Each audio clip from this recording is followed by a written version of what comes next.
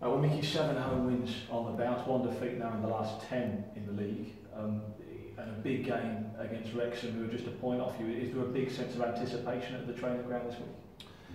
I think there has to be. I think we know that there's a massive game next, but they're all going to be massive now. But certainly, with being a local derby and the amount of interest that there's in it, it's got to spice it up a little bit. So we're looking forward to it. Everybody wants to be involved in it, which is great. So we'll get prepared properly, get it done and give a good account of ourselves. You've got momentum behind you at the moment. As we've said, it is a big game. Is it the kind of game where you don't have to say a lot in the dressing room beforehand? No, you wouldn't, no. I think the motivation will be there right from the start. For obvious reasons, a local derby, big crowd, amount is at stake. So no, you wouldn't have to really rally the troops, if you like, anymore. It will just be about keeping them focused on what they've been doing in the last sort of 10 games, making sure that they concentrate on just doing their jobs well and don't get caught too much up in what's going on and around us. So it's more about focus and keeping the levels correct. So we'll concentrate on trying to do that. Take into consideration the league standings of both clubs, the form of both clubs. Is it the biggest derby in years for you? At Tranmere, I would have to say that, yeah, certainly at the stage of the season that it's at, it's got to be right up there, isn't it? It's a massive game for both clubs, and you'll see that with the attendance that turns up. So we'll look forward to it. It's what you want to be involved in. You must be doing well if you're attracting the attention and getting involved in games like this. So long may that continue. You've been involved as a player and a manager in derby matches. As a player, Micky, what would go through your head prior to a match? Because there must be mixed emotions, because you must want to go in all guns blazing, but at the same time you want to be reserved and try and play your football. I think you just have to be professional. It's just like we've said. It's about keeping your focus and concentrating on your job and not getting too caught up in what's going on around you. Yeah, the atmosphere will be different to the normal run-of-the-mill sort of league game, if you like. But that's not for you to get involved in. You've still got to get there and do your job. And on the positive side, you've got to take the energy that no doubt will be around about the place. Take the energy, work with it, and take the positives out of it. It's going to get you going, but use that in the right way and go and enjoy it. That's what it's all about. When you're on a good run, and the temptation might be to keep a winning team, but as in the case of this Saturday, you've got your top scorer available again, you've got players coming back from injury. So as a manager, how do you sort of deal with that dilemma? We'll just try and pick a team that we believe, like I say, all the time. We'll try and pick a team that we think will get us a result. Whenever there's some decisions to be made within that, it will always be for the good of Tranmere. There's no doubt about that. It won't be anything personal, or it will just be Tranmere's #1 priority. It's about winning games for Tranmere, and whoever we believe the players are that will help us or give us a better chance of doing that, then we'll pick them. And it's not just about this game, because there are other games to go. So in terms of Ben Tollett, I know before you've spoken about him being one of the most talented players at this level. So how do you deal, I suppose, with a player who's coming back from injury after a long spell, and there's a big game on the horizon, even though on paper he might be fit? Well, there's James Wallace as well. He's coming back. Just like I say, you just stick to the principles of how you select your teams, and it's about if I believe that Ben Tollett gives me a better chance of winning the game, or James Wallace gives me a better chance of winning the game, and everything adds up, then we would pick them. No doubt about that. So we will make the right decisions that we believe will get us a result, and everything will be about Tranmere doing well. Is Ben match fit? Well, he can't be match fit because he's not played any games, but he's certainly he's joining in training now, and he's 100% involved now in training. So he is as fit as he can be with the sort of workload that we've put in front of him. If we believe that he gives a good chance of getting a result, he would be able to perform on Saturday. Wrexham, they're right up there this season. You've not been too hot the past few seasons. Have they been a surprise package for you this year? No, not really. They're a big club, and like Tranmere would be expected to be fighting at the top end. They haven't done that enough probably over the last few years. They seem to have sorted that out now. There's no doubt that they're a big football club. They should be challenging at the top all the time. We say with Tranmere, we expect and embrace the demands that are put on us all the time, and people say you're a big club, you should be at the top end. So it's no real surprise to me that a big club like Wrexham are up there fighting for the prizes. And you say big club, expecting a big crowd. I sampled to see 1,800 for the Tranmere supporters going down there. It's going to feel like a home match. Yeah, we're such a well supported club, so passionate and getting right behind our team. There's no doubt that the fans will go down there want to inspire the team and be right up for it. We'll get the energy off that, and together as one big group we'll go down there and give it everything we've got.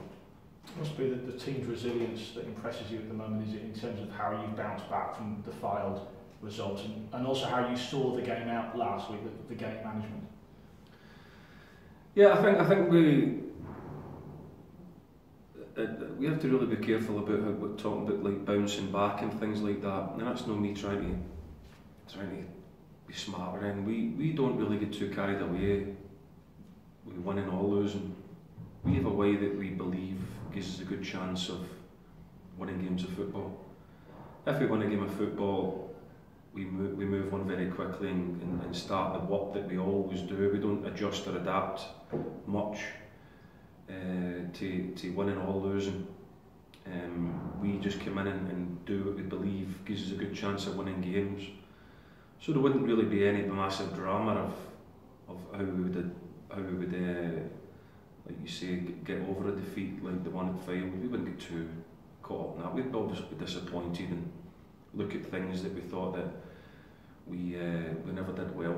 But the players, if you pulled the players, they would probably be able to tell you, because of the way that we train and the way that we coach the lads, they'd be able to tell you we never did very well on that day, and they would be able to go into the training pitch on Monday and work hard on that and move on. So we don't really get too caught up in that. We just try and keep things level and keep working hard and keep trying to do the things that we, as we say, believe that we need to do in order to win a game. And just a personnel question, if I may. We saw Andy Mangan come on, and I think for a lot of Tranmere fans, they perhaps thought that they'd seen the last of Andy Mangan in a Tranmere shirt.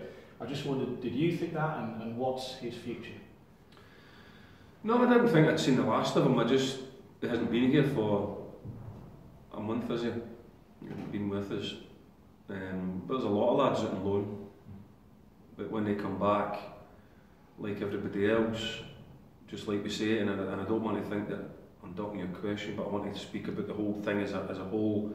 If we believe that there's a player that will give us a good chance of winning a game, or a player that we can put on the bench that can make some kind of impact at some stage, in order for it to give us a better chance of winning, then we'll play them. There's no real complication about it. So we've gone with what we've believed is going to do that, and Mangs and the other lads who haven't been involved just haven't been able to get inside that.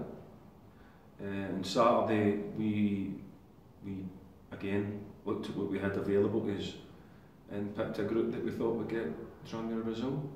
It's really, there's nothing emotional about it. There's no real favouritism about it or non-favouritism. Don't follow any of our players. If the club's paying them money, paying them wages, and they're here in the building and available, and we think they're going to get us a result, pick up. We've seen Jay Kirby on Saturday, yeah. Came in the team and a good performance. Looked like he hadn't been away, to be fair. So how's he reacted from playing the match? Oh, he's fine. He's fine, and yeah, did very well. He was unlucky maybe not to score a goal, but we know how good a player Jake is. identified that right from the first minute we walked in the building. We thought, what a good player this lad is. So it's great to have him back. And like I say, if we need that type of player to start a game or come off the bench, then he would be involved. Eddie Clark missed out last week due to injury. He's available again this weekend? Yeah, we haven't sold him yet. I'm surprised you haven't asked me where he was going this week. Not there yet. Right, yeah, Eddie's alright. He had that knock in his knee, reported on the Thursday. Never trained Friday, so we have another fantastic left back in Wrexham. So, and he came and he did great. Did everything the game asked him to do. Trained all week. So Eddie came back, started training today. So he's had the full training today, and he's had no reaction to it. So we will pick the best left back for the job on Saturday. So he hasn't been sold yet. He's still here, yeah. No, unless he lasts a couple of minutes. No, we love having good players here. We're determined that we're going to try and keep as many good players here as possible. I think it makes sense. And one of them players, rugby Lionel Colburn, and his contract's up on Wednesday, I believe. Is the talk to them to keep him around the club a bit longer? Yeah, we'd like to keep Larney.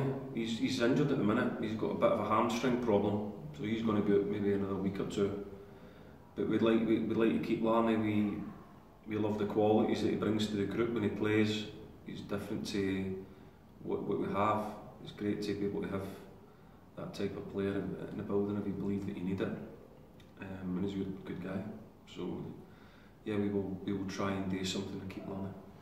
We've seen Jude Waring go out on loan again this week. Is that the same for James Alabi as well? Is he going to go back out on loan at the end of the season? Yeah, as far as we're aware, he's there for the season. James Alabi, we had an agreement with Dover that said that they would take him for the season. So yeah, he'll, to the best of my knowledge, stay there for the rest of the season. George, because of the situation with the front players, well, the same as James Alabi, couldn't get into my team. It's as honest as that no opportunity came that we could gear him because the two front boys were doing so well. So they want to play first team football. We have to be mindful of that because that's at the end of the day what they want to do is play on a Saturday. And so if the opportunities aren't here for a while, then they will, if a conversation was, and I'll say, yeah, the club would be able to sustain its performances, and we could enable you to go out and get some first team football somewhere and see how it goes, and then we'll revisit it at another time. Do you expect many more players to leave on loan? I'd like to Jamie Kevley, because you know you've said that Evan Guns are now ahead of him. Is he looking to get 13 football somewhere? I'll be careful to say ahead of. I would just say the last time Evan played, he was excellent. He was brilliant. But McNulty, we believed, as our skipper, when he came back, gave us probably careful with my choice of words now, but he's my captain, and he's been performing pretty much all season, and he's a leader. So Evan lost his place not through his performance, just because we think that McNulty adds so much to the group. So we had to be fair with Evan and explain that to him, and he took it great because he's such a fantastic lad. But if I need him to play, we know that what levels he can play at now. So if the opportunity comes up for Evan to come in and play, and we think it's right, then we'll put him in. Many fresh knocks had a kick-off? No, I think the only injured ones we've got now is Scott Davis, but he's rapidly moving forward. Devan Green, he's out on loan at Warrington at the minute, but he's got a hamstring injury, and Larney. So we have just the lads who wouldn't be available at the minute. Luke Pilling okay, because he wasn't there for the interview on Saturday, was he? Yeah, he's fit. He was ill on Thursday or Friday, he was ill. So Paddy stepped up to number 2, because Paddy's a good goalkeeper as well, but he was actually ill, but he's trained all week now, Luke, so he's back in the group.